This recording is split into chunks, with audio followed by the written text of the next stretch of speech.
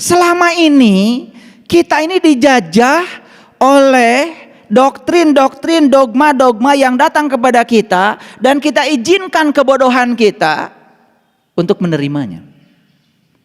Saya mau nanya sekarang, mau nggak punya Tuhan yang ngasih rezeki kepada si A 1 juta, si B ini 10 juta, si C ini 100 juta nih, karena hidungnya gede. Ini aduh hidungnya kecil, udah deh 10.000 aja. Mau nggak punya Tuhan yang semena-mena gitu? Mau? Saya kasih tahu pada kalian semua, Allah menyediakan rezeki yang sama buat semua umatnya. Loh, kenapa rezeki Anda berbeda? Anda yang menentukan. Coba belajar ngaji itu rada waras sedikit ya.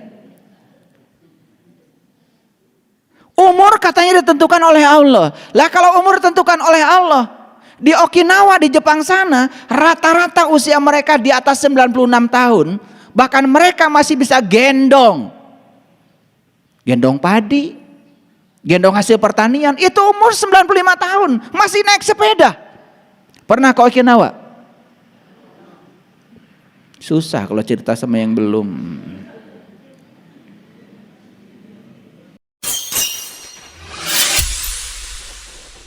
Sesungguhnya awal agama itu adalah makrifatullah, mengenal Allah.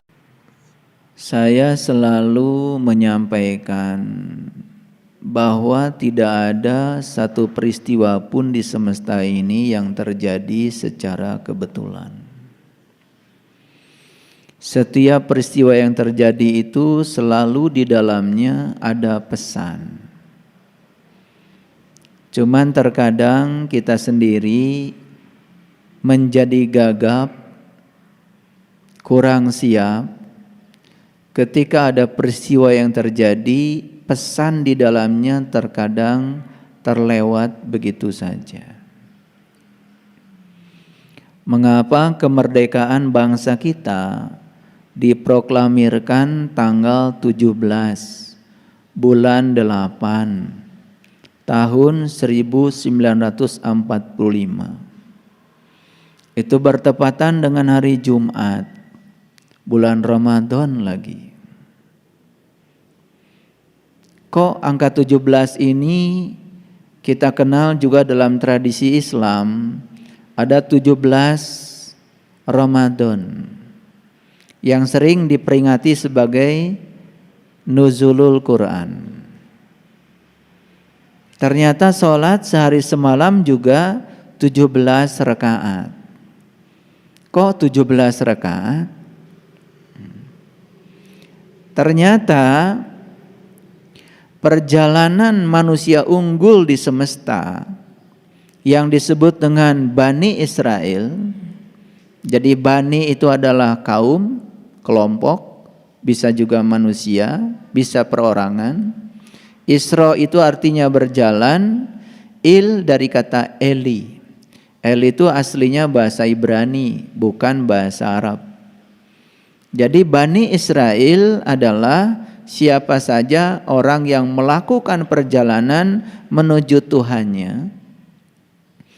Itu diabadikan dalam Quran surat Al-Isra. Kebetulan nomornya juga 17. Ini kalau saya jelaskan relevansi dari 17 Agustus, 17 Ramadan, 17 rakaat sholat, dan 17 Quran surat Al-Isra sebagai satu kesatuan yang utuh, itu menceritakan perjalanan Bani Israel. Sayang sekali kalau di Quran ada kata-kata Bani Israel, kita sendiri secara dangkal memahami seakan-akan itu merujuk pada sebuah bangsa yang ada di Timur Tengah sana. Justru mereka ini adalah bangsa yang cerdik. Karena tahu di Quran Bani Israel itu diunggulkan dari segala umat, maka nama itu buru-buru diambil oleh mereka menjadi nama bangsanya.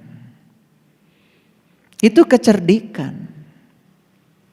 Karena tidak ada di Quran satu umat pun yang diunggulkan selain Bani Israel. Ya Bani Israel, udhkuru ni'mati allati an'amtu alaikum wa anni faddaltukum alal alamin. Tidak ada umat yang diberi keutamaan oleh Allah kecuali Bani Israel. Makanya Bani Israel ini adalah kelompok manusia yang sudah diberi nikmat. Lagi-lagi kata nikmat didangkalkan lagi oleh kebanyakan umat.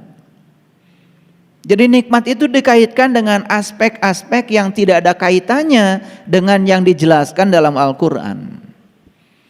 Padahal di Quran jelas sekali ada satu permohonan kita yang diulang-ulang setiap kali sholat, yaitu membaca ihdinas syiratal mustaqim. Tunjuki aku ke jalan yang lurus. Apa jalan yang lurus itu? Syiratal lazina an'amta alaihim, yaitu jalannya orang yang telah diberi nikmat. Siapa saja orang yang diberi nikmat dijelaskan secara tegas dalam Quran surat An-Nisa ayat 69. Yang diberi nikmat itu cuma 4 golongan. Yang pertama para nabi, yang kedua para siddiqin, yang ketiga para syuhada, dan yang keempat adalah para solihin. Tidak ada konglomerat di situ. Tidak ada orang kaya di situ. Tidak ada golongan pejabat di situ. Hanya 4 golongan orang yang diberi nikmat. Para nabi, para siddiqin, para syuhada, dan para solihin. Lalu siapa nabi, siapa siddiqin, siapa syuhada, siapa solihin, harus di breakdown lagi. Bebaskan diri kita dari persepsi, dari kesalahan proyeksi, jujur dalam memahami ya karya ilahi, maka kita akan mendapatkan hidayah. Jadi kenapa Quran surat Al-Isra ya oleh pembuatnya diberi judul dan diberi nomor 17? Saya kira itu bukan suatu kebetulan. Bagi orang-orang yang sudah tahu rahasia di balik angka 17, saya ucapkan selamat deh. Karena kalian sedikit lagi akan menjadi manusia yang merdeka. Nah, mereka-mereka yang belum tahu rahasia di balik angka 17, mungkin perjalanannya masih panjang untuk menemukan kemerdekaan.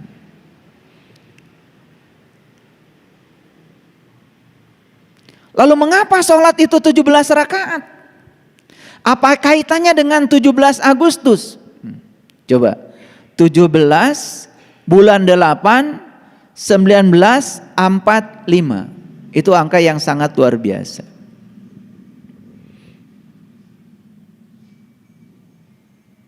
Karena 17 itu adalah perjalanan Bani Israel dalam mencapai puncak kesadaran tertinggi. Alatnya itu 17. Yang penasaran pasti mencari. Yang tidak penasaran ya nggak akan mendapat. Hanya orang yang berani tersesat yang tidak akan pernah tersesat. Yang takut tersesat selamanya tersesat. Yang berani datang ke tempat ini, walaupun baru pertama kali, pasti nyampe. Bisa tanya Google Maps, bisa tanya orang-orang, asal mau bertanya, pasti ada jawaban. Karena hukum alamnya sederhana, siapa yang mengalirkan pertanyaan, maka kepadanya akan dialirkan jawaban. Tapi siapa yang tidak bertanya, selamanya tidak akan pernah menemukan jawaban. Makanya saya pastikan orang-orang yang takut tersesat pergi ke satu tempat tidak punya pengalaman baru. Diam saja di kamar memelihara rasa takutnya. Dan selamanya tidak akan pernah berubah pengetahuannya. Hanya mengulang-ulang yang dia tahu. Kalau orang yang semacam ini dikasih pilihan, Kalau ada dua pilihan, satu yang kamu ketahui, satu yang tidak kamu ketahui, pilih mana? Orang model kayak gini pasti akan pilih yang dia tahu. Tapi para pemberani akan memilih yang belum dia tahu.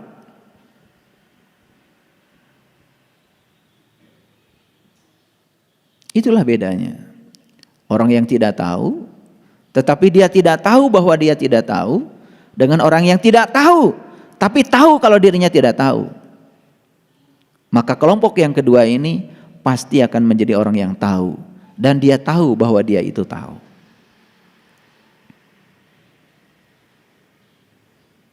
Jadi kalau kita bicara Quran surat Al-Isra secara utuh, mohon maaf, itu bukan cerita perjalanan seseorang, tetapi itu cerita perjalanan Bani Israel.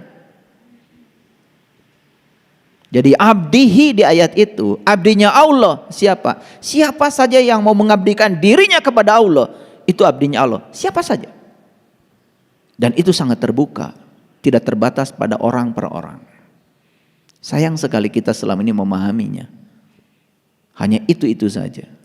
Karena kita membaca cuma satu ayat saja, ayat pertama. Dan ternyata kurun waktu ayat pertama itu turun, yang namanya Masjidil Haram belum ada, yang namanya Masjidil Aqsa belum ada, diadakan setelah ayat itu ada. Ini soal sejarah. Jadi mana Masjidil Haram yang sebenarnya? Itu rahim ibu kita. Mana Masjidil Aqsa yang sebenarnya? Akhir perjalanan kita. Semua manusia berjalan minal Masjidil Haram ilal Masjidil Aqsa. Dan itu perjalanan yang diberkahi. Kalau tahu ilmunya, tahu caranya. Kalau tahu, maka siapapun yang sudah mencapai Allah, siapapun yang sudah sampai kepada kesadaran tertingginya, saya yakin orang itu pasti merdeka. Dan siapapun yang belum mencapai itu, dia akan diperbudak oleh dirinya sendiri. Oleh karena itu, pada kesempatan yang penuh berkah ini, saya akan berbicara tentang merdeka, bebas dari segala perbudakan. Akhir dari kuliah ini kita akan bisa memiliki satu ukuran yang jelas. Apakah saya sudah merdeka atau belum? Itu yang mau kita bangun. Akhir kuliah ini nanti para sahabat bisa mengukur, apakah Anda sudah merdeka atau belum? Oleh karena itu sebelum kita bahas ini, saya menyampaikan dulu salam kebangsaan. Merdeka! Yes. Itulah salam yang universal. Tapi salam itu dianggap remeh karena kita menganggap salam yang lebih tinggi adalah bahasa tertentu. Padahal itu adalah salamnya bangsa Indonesia. Salam kebangsaan bangsa kita. Asli kata merdeka itu digali dari bumi pertiwi. Baik para sahabat, apa sesungguhnya merdeka itu? Saya mengatakan orang yang merdeka adalah mereka yang sudah bebas dari segala perbudakan. Mari kita balik dulu lihat sejarah ke belakang. Bagaimana leluhur kita, bagaimana para pahlawan kemerdekaan kita merebut kemerdekaan di zamannya. Saya lahir tahun 67. Saya tidak berhak untuk berbicara itu karena saya tidak mengalami langsung. Tetapi sekedar penghormatan kita bisa membayangkan bagaimana perjuangan mereka di saat itu. Pengorbanan mereka adalah dua. Satu keringat, dua darah. Walaupun kita hanya tahu dari sejarah bagaimana kesulitan bangsa kita saat itu, bagaimana penderitaan bangsa kita saat itu sebelum merdeka, sudah cukup barangkali kita bisa merasakan, walaupun tidak mengalami langsung. Yang jelas, begitu ada penjajahan, Begitu tidak ada kebebasan, yang ada adalah perbudakan. Di situ akan ada yang namanya penderitaan. Itu sudah selesai penjajahan secara fisik. Pertanyaan yang paling dasar sebelum saya lanjutkan bagi kita semua saat ini adalah, apakah betul saat ini kita sudah bebas dari penderitaan? Itu pertanyaan dasarnya. Apakah betul saat ini kita sudah bebas dari penderitaan?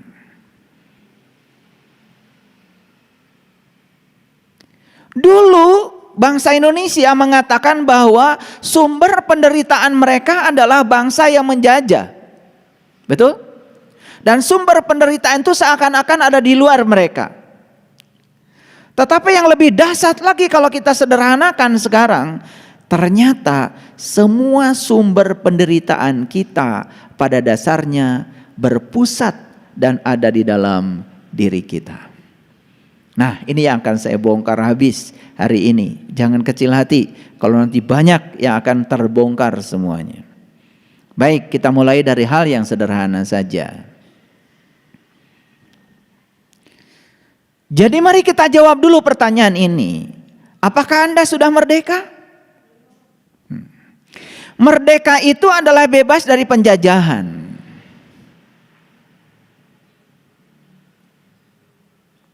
Ada yang menjajah, ada yang dijajah. Berarti ada yang menguasai, ada yang dikuasai. Saya mau tanya sekarang, siapa penguasa Anda?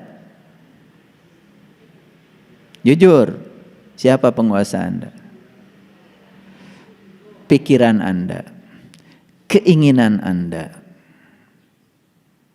Itu penguasa Anda saat ini. Siapa yang dikuasai? Ya Anda sendiri. Ternyata yang dikuasai ada di sini, yang menguasai juga ada di sini.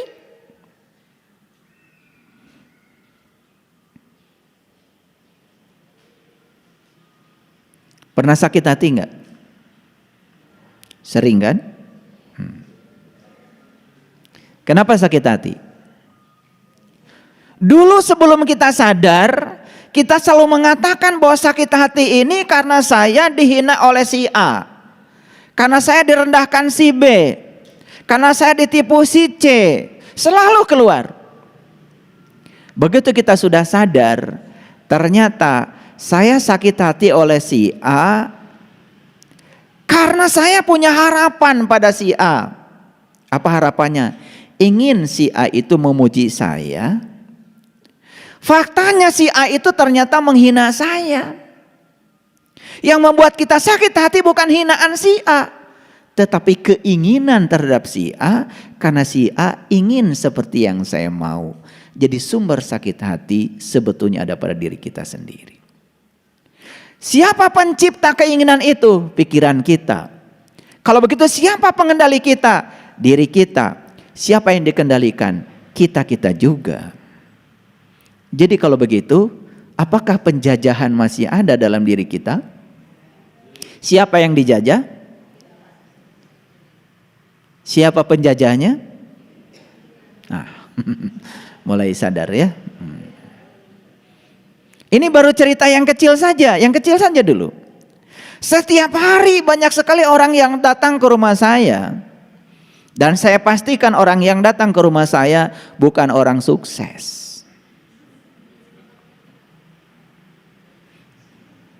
Semua orang yang datang ke rumah saya rata-rata orang punya masalah.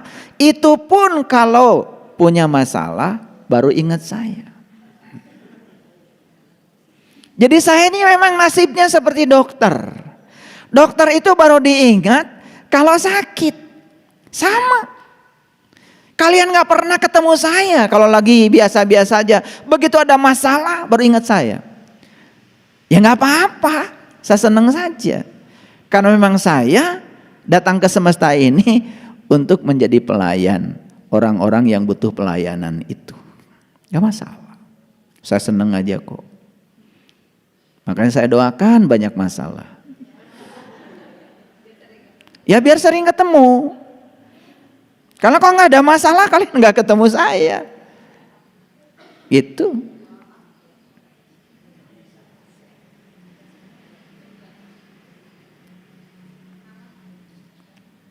Ada juga yang pengen ketemu saya katanya kangen. Di belakangnya masalah juga. Apa-apa. Karena harus ada sesuatu yang mengantarkan kita. Harus ada. Kalau tidak ada peristiwanya, kalau tidak ada jalannya, kita tidak akan bertemu. Jadi penjajah kita yang paling utama adalah pikiran kita. Nah, sekarang siapa yang dijajah? Yang dijajah oleh kita adalah kesadaran kita. Pertanyaannya, kenapa pikiran lebih berkuasa daripada kesadaran?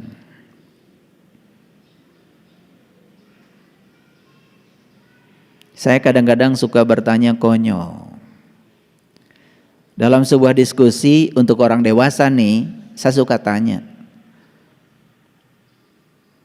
Kalau orang-orang yang tidak baik di kehidupan ini dikuasai siapa?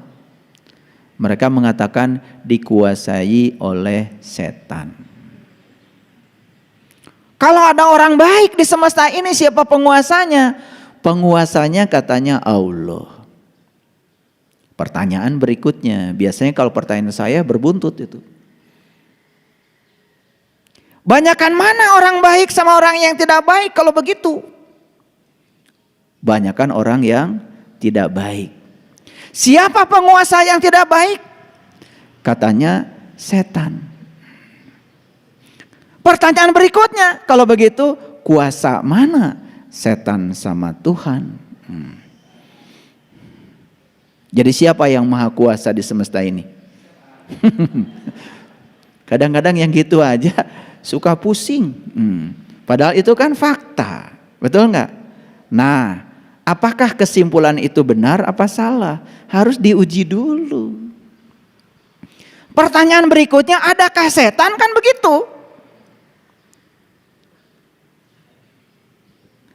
Setan tuh ada apa tidak? Kan itu masalahnya. Apa iya Tuhan kemudian menciptakan sesosok makhluk untuk menyaingi dirinya sendiri? Lalu beliau menjadi sangat capek, sibuk ngurusi perilakunya ini? Apa begitu? Apa di semestanya ada satu kekuasaan lain di luar kekuasaan Tuhan? Kalau begitu kalimat la ilaha illallahmu itu batal. Makanya baca la ilaha illallah itu sambil berkesadaran.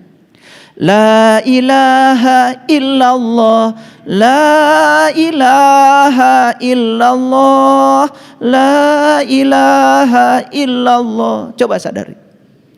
La ilaha illallah kan artinya tiada Tuhan selain Allah. Arti yang lebih dalam lagi, yang mana yang bukan Allah? Allah sendiri yang mengatakan huwal awalu wal akhiru wal dhahiru wal batin. Aku yang awal, aku yang akhir, bahkan aku tidak berawal dan tidak berakhir. Aku yang zahir, aku juga yang batin. Yang mana yang bukan Allah?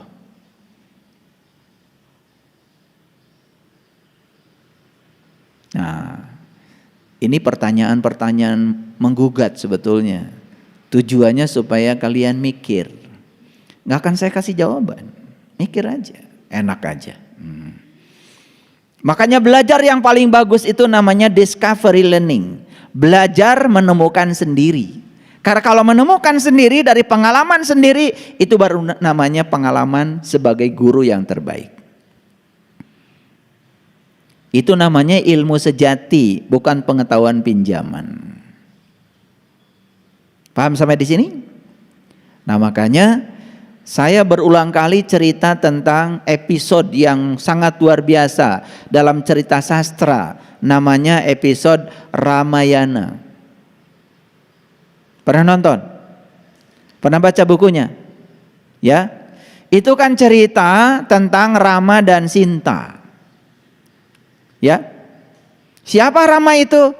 Sebetulnya Rama itu cerita diri kita. Siapa Sinta itu? Sinta itu cerita tentang kesadaran yang ada pada diri kita. Maka Sinta itu, Dewi Sinta itu dicuri oleh Rahwana.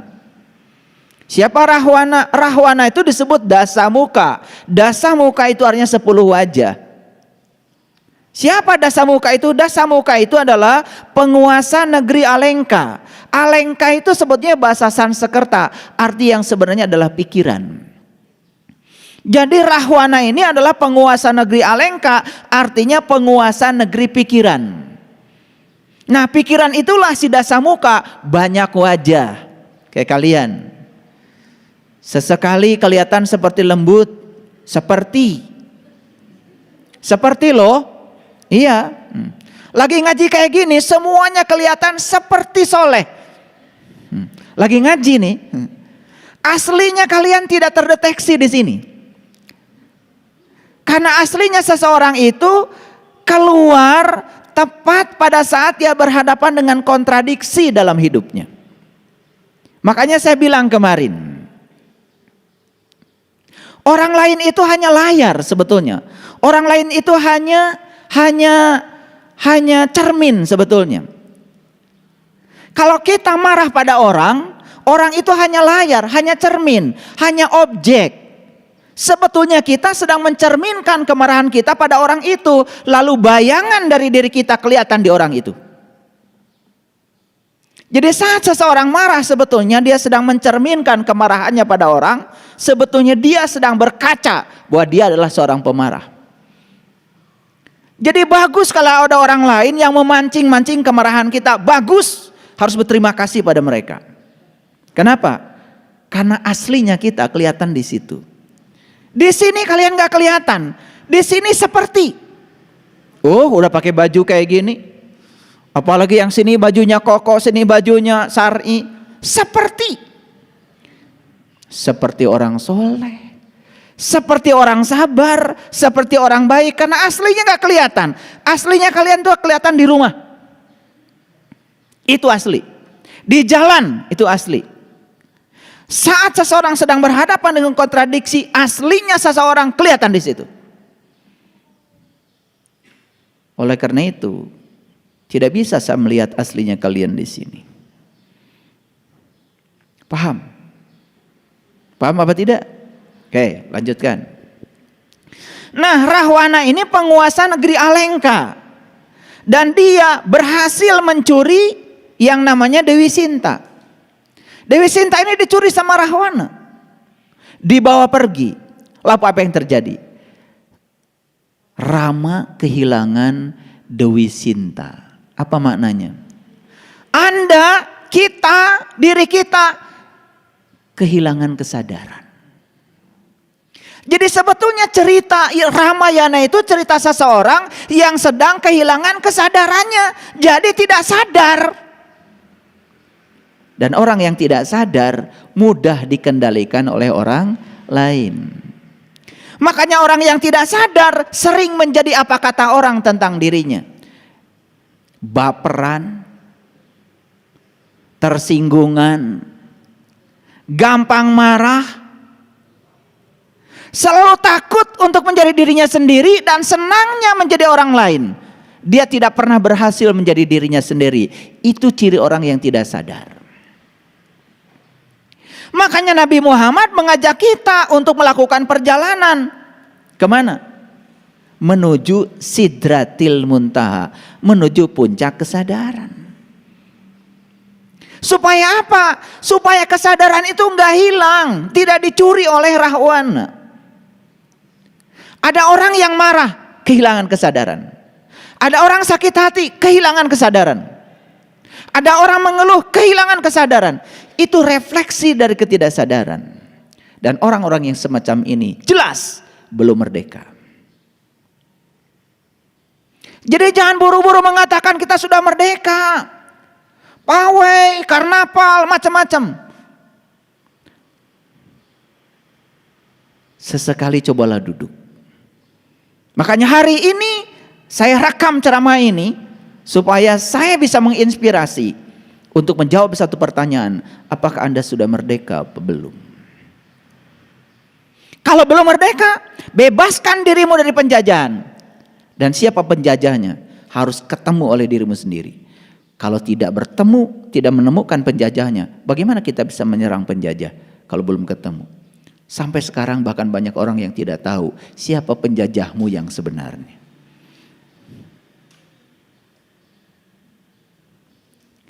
Makanya saya berulang kali mengatakan, kalau ada masalah, kembalikan masalah itu pada Sang Pencipta. Pencipta masalah. Siapa pencipta masalah? Pikiranmu.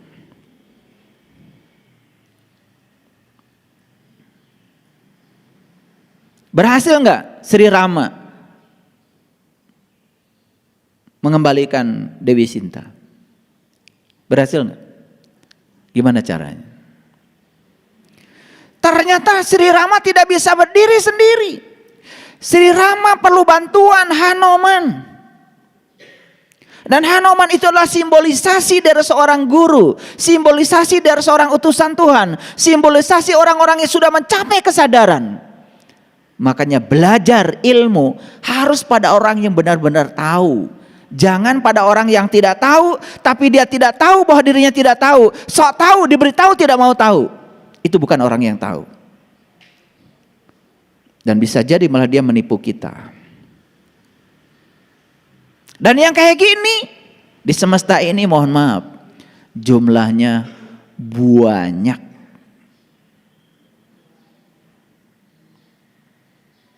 Dan lucunya kita juga senang dengan pengetahuan-pengetahuan katanya. Senang dengan pengetahuan-pengetahuan pinjaman. Tapi begitu dikasih pengetahuan sejati malah kita menolaknya. Aneh. Saya ceritakan rasanya kopi. Ribuan orang yang datang mendengarkan ceramah tentang rasa kopi. Dan semua mengatakan setuju. Walaupun mereka gak minum kopi. Yang ceramahnya pun gak pernah minum kopi. Dari mana dia tahu rasa kopi? Ternyata dia baca buku tentang rasa kopi.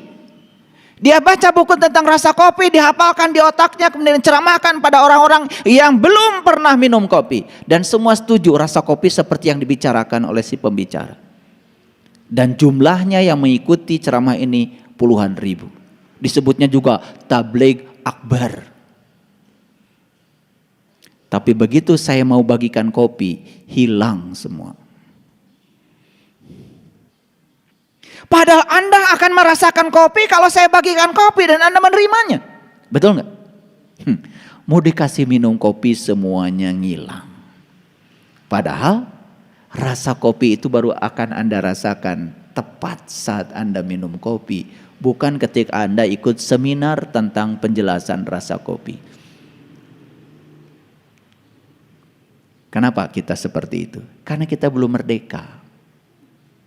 Kita terkungkung oleh rasa takut. Karena kita terkungkung oleh kebanyakan orang. Kan kebanyakan orang seperti itu. Anda ikut aja yang banyak. Yang banyak itu belum tentu benar loh. Apalagi yang sedikit.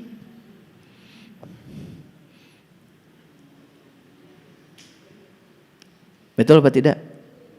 Jadi Sri Rama berhasil menangkap Dewi Sinta dengan bantuan siapa? Hanuman. Apa yang dilakukan Hanuman? Membuat jembatan menuju negeri Alengka. Jembatan itu apa? Itulah yang dalam Quran keren sekali disebut jembatan Shiratal Mustaqim. Makanya harus ketemu jembatan itu. Simbolisasinya jelas, rambut dibelah 7. Makanya angka 7 diabadikan menjadi 7 kali tawaf, 7 kali sa'i, 7 batu melempar jumroh. Tanya tuh yang pulang haji kemarin. Ngerti nggak simbolisasi di belakang angka 7? Mana rambut dibelah 7 itu? Saya pernah dialog dengan ayah saya waktu saya kecil. Karena ayah saya kalau ngajar ngaji selalu nakut-nakutin saya. Supaya saya jadi anak soleh. Dan kita ini produk rasa takut sebetulnya. Sama mungkin pelajarannya seperti saya. Supaya soleh, supaya rajin, supaya hormat kepada mereka, saya selalu ditakut-takuti. Ini katanya dunia, ini katanya surga.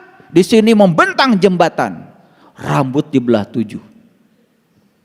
Dan di bawah itu adalah api yang menyala-nyala. Saya bilang sama bapak saya,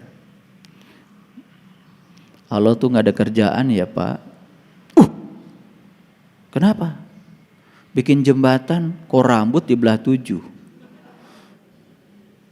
Ya kalau kita jatuh salah Allah. Kekecilan bikin jembatannya.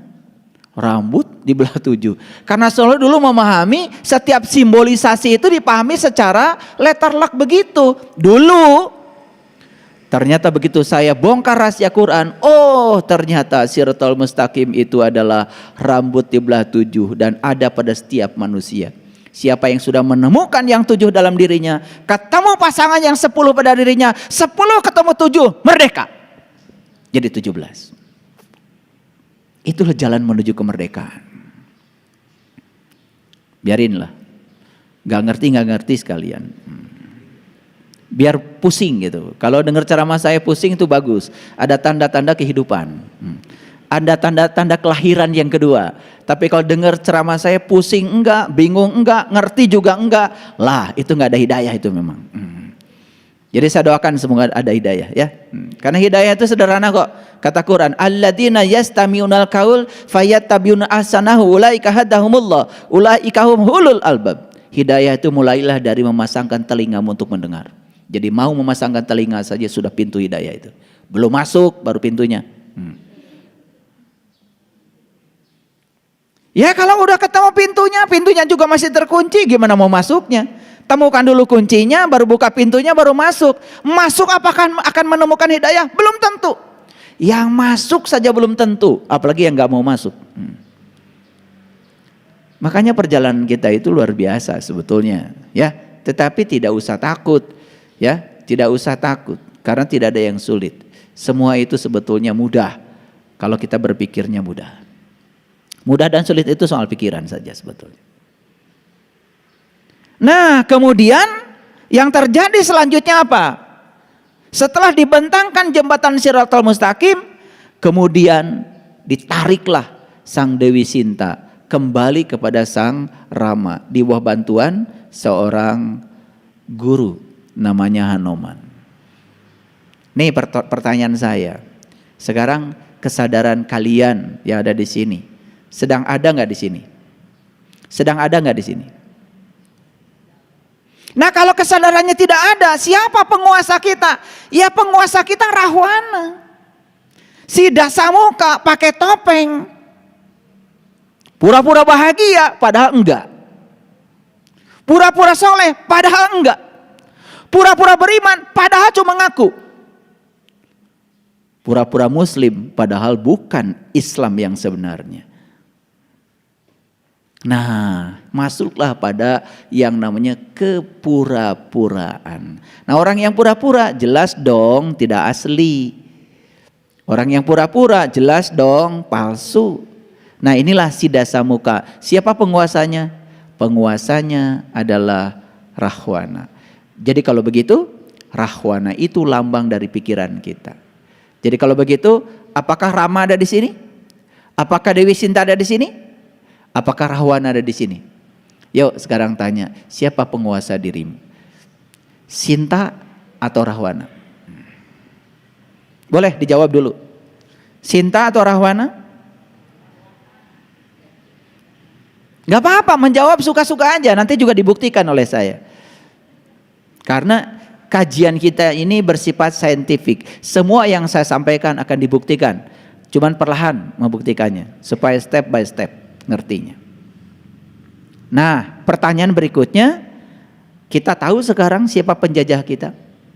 Jangan-jangan penjajah kita adalah Rahwana yang ada dalam diri kita, si Dasamuka. Sepanjang kita dijajah oleh itu, berarti kita belum bebas merdeka. Paham sampai di sini? Oke. Nah, kalau di dalam diri kita ada penjajah yang namanya Rahwana, berarti diri kita selama ini masih jadi budak. Budak bagi siapa? Budak bagi penjajah kita. Karena di zaman dulu juga orang yang dijajah pasti jadi budak. Dan penjajahnya ya menjadi tuan. Yuk, sekarang saya mau nanya. Siapa penentu nasib kita?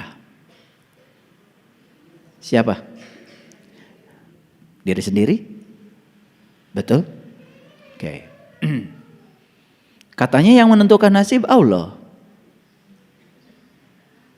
Siapa yang menentukan rezeki kita? Diri sendiri? Katanya yang menentukan rezeki Allah. Siapa yang menentukan umur kita? Diri sendiri? Selama ini kita ini dijajah oleh doktrin-doktrin, dogma-dogma yang datang kepada kita dan kita izinkan kebodohan kita untuk menerimanya. Saya mau nanya sekarang, mau nggak punya Tuhan yang ngasih rezeki kepada si A 1 juta, si B ini 10 juta, si C ini 100 juta nih, karena hidungnya gede. Ini aduh hidungnya kecil, udah deh 10.000 aja. Mau nggak punya Tuhan yang semena-mena gitu? Mau? Saya kasih tahu pada kalian semua, Allah menyediakan rezeki yang sama buat semua umatnya. Loh, kenapa rezeki Anda berbeda? Anda yang menentukan. Coba belajar ngaji itu rada waras sedikit ya. Umur katanya ditentukan oleh Allah. Lah kalau umur ditentukan oleh Allah, di Okinawa di Jepang sana rata-rata usia mereka di atas 96 tahun, bahkan mereka masih bisa gendong padi, gendong hasil pertanian, itu umur 95 tahun, masih naik sepeda. Pernah ke Okinawa? Susah kalau cerita sama yang belum. Rata-rata umur 95 tahun. Nah kalau orang sana 95 tahun, kemudian orang sini umurnya 65 tahun, kemudian tiba-tiba kepada Allah bilang, ya Allah kan yang menentukan umur engkau. Mau punya Allah begitu? Mau punya Tuhan begitu? Orang sono 95 tahun, orang sini udah kata Tuhan jangan ribut 65 aja. Mau begitu? Jadi sekali lagi banyak sekali yang menjajah kita, termasuk kepercayaan yang kita percayai, padahal sebetulnya itu bukan kebenaran, cuman kebohongan yang diulang-ulang, yang lama kelamaan kita anggap itu kebenaran. Kan itu persoalan kita. Jadi sebetulnya penjajahan yang paling mencengkram kita sekarang ini adalah paradigma, sistem kepercayaan kita. Makanya banyak orang yang bingung ya. Udah kamu berusaha dong, masa kamu gak punya uang? Lah saya ini memang rezekinya segini, sudah ditentukan Tuhan. Akhirnya Tuhan selalu menjadi kambing hitam dari kemalasan kita sendiri. Yuk kalau saya tanya sekarang, suka sholat kalian? Suka? Oke. Itu sholatmu diterima gak sama Allah apa tidak? Jawab dong, diterima apa tidak? Belum tahu? Berarti kita masih dijajah oleh keraguan kita sendiri. Itu namanya judi. Judi itu bukan main kartu, bukan sabung ayam. Itu tidak terlalu bahaya kalau bagi saya. Yang paling berbahaya dari judi itu adalah membiarkan masa depan kita dalam ketidakpastian. Saya tanya, nanti kalian kalau mati selamat apa celaka? Gimana Allah? Itu sholatmu diterima apa tidak oleh Allah? Gimana Allah? Hajimu mabrur atau mabur? Gimana Allah? Semua gimana Allah? Harusnya pastikan oleh dirimu sendiri. Kalau saya pastikan sholat saya diterima oleh Allah. Pasti. Kenapa? Loh, saya bisa ukur kok. Sholat itu kata Allah, aqimis sholat inna sholat tanhanil fasya wal munkar. Sholat itu kau lakukan, kalau engkau melakukannya benar, kamu akan terbebas dari perbuatan keji dan munkar. Sholat bukan tujuan, sholat itu adalah alat untuk mencapai tujuan. Apa tujuan sholat? Terbebas dari keji dan munkar. Kalau kita sudah merdeka, kalau kita sudah damai, tidak nyalahkan orang, tidak usil pada orang, itu indikator sholat pun diterima. Ukur oleh kita, pastikan kita tahu bahwa sholat kita diterima. Ibnu Atha dalam kitab Al-Hikam mengatakan, untuk tahu sholatmu diterima oleh Allah, tidak perlu tanya Allah, tanya saja dirimu sendiri. Ini orang bijaksana sudah sampai ke sana. Jangan Allah menjadi sasaran terus, sasaran untuk menumpahkan kebodohan kita sendiri. Makanya banyak orang yang kalau ceramah dipungkas dengan wallahu alam bimuradi, wallahu alam bisawab. Kalau begitu nggak usah ceramah. Ya sama aja dengan, coba saya tanya nih, kalian ngerti nggak? Alif lam mim, apa artinya? Kalau lihat terjemahan yang ada, hanya Allah yang tahu, betul? Sekarang alif lam ro, apa? Terjemahannya sama, hanya Allah yang tahu. Kaf ha ya ain shod, terjemahannya sama, hanya Allah yang tahu. Coba baca itu. Ha mim, sama, hanya Allah yang tahu. Ain sin kof, hanya Allah yang tahu.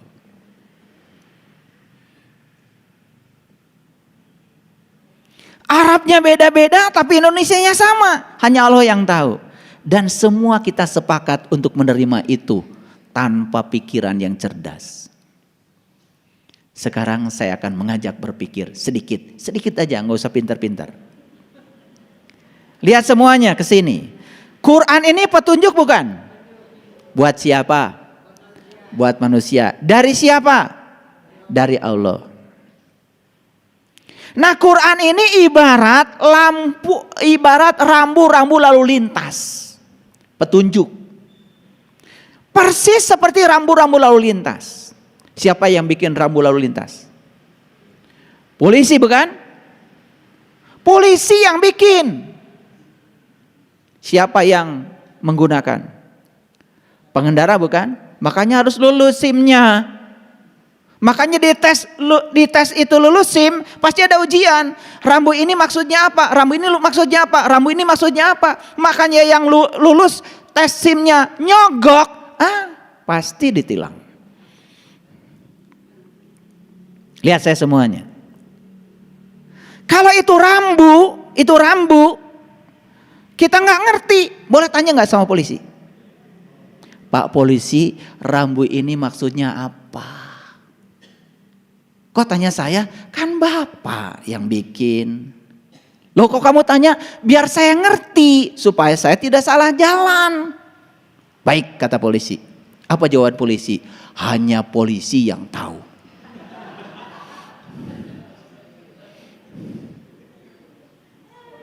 Jadi ini polisi bikin rambu-rambu, hanya polisi yang tahu. Ngapain disebarkan ke masyarakat? Allah bikin alif lam mim, alif lam ro dan lain sebagainya, hanya Dia yang tahu. Ngapain disampaikan pada Rasulullah? Ngerti maksud saya? Biar pusing kalian. Habis ini kalian kan akan mikir.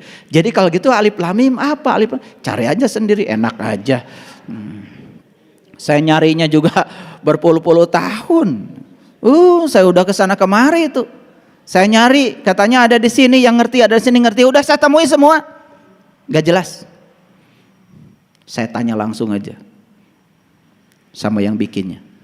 Bisa, loh Allah bersamamu, lebih dekat padamu daripada urat nadi lehermu. Kemana aja selama ini? Gak usah tanya keluar. Makanya kalau ada masalah, jangan cari jalan keluar, cari jalan ke dalam. Keluar terus. Emang ini di luar banyak yang tahu? Belum tentu. Yang pura-pura tahu banyak. Saya sudah membuktikan. Puluhan tahun saya cari ilmu.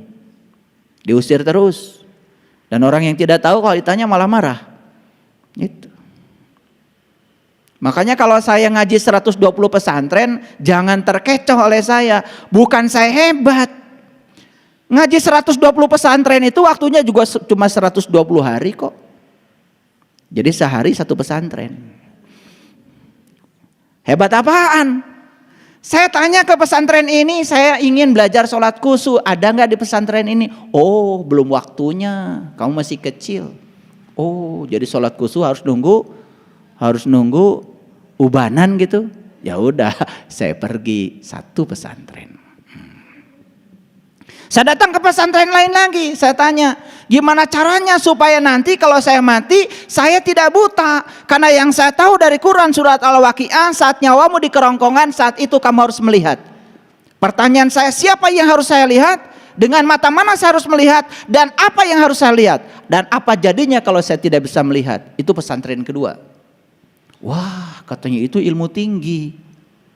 Lah, kenapa buka pesantren? Jadi kalau begitu di pesantren ini ilmunya memang tidak sampai ke situ. Ngapain buka? Kalau cuma belajar bahasa Arab, A, I, U, Ba, Bi, Bu, gak usah buka pondok pesantren. Nah isinya kalau buka cuman belajar membaca terus buat apa? Pertanyaan yang mendasar bagi kita ini sekarang kita dijajah oleh kebodohan. Kita ingin keluar dari kebodohan kita sendiri. Betul? Yuk. Jadi alif lam mim artinya apa? Alif lam ra. Hanya Allah yang tahu. Nerima kalian? Wah, kemarin nerima. Setelah dijelaskan begini baru mikir, oh iya ya. Kalau hanya Allah yang tahu ngapain difirmankan ke kita? Bukankah itu petunjuk buat kita? Betul nggak? Ini saya cuma mengajarkan kritis saja. Karena ciri manusia abad 21 itu 5. 1 kritis, 2 kreatif, 3 kolaboratif, yang 4 komunikatif, yang kelima compassion. Cinta kasihnya besar. Nggak tahu kenapa ada orang yang mengatakan manusia abad 21 cinta kasihnya besar. Semoga saja anak-anak yang terlahir sekarang ini anak-anak yang berkesadaran, yang sudah melewati beberapa fase kehidupan di kehidupan yang dulu, lahir jadi anak yang berkesadaran sekarang. Semoga aja. Karena harus diputus itu satu generasi. Karena ketidaksadaran ini diwariskan terus menerus, mengerikan. Baik, bisa dilanjutkan? Sudah berapa yang saya ceritakan tentang penjajahan tadi? Dijajah oleh orang, tidak pernah jadi diri sendiri, dijajah oleh kebodohan, dijajah oleh pikiran. Banyak gak? Nah, dikit-dikit nanti kebuka semua. Oh ternyata pulang dari sini bikin daftar penjajah. Yang dijajah itu juga. Oke. Makanya pertanyaan ini harus dijawab. Apa saja yang memperbudak kita? Harus dijawab. Nanti selesai kuliah di sini terjawab semuanya.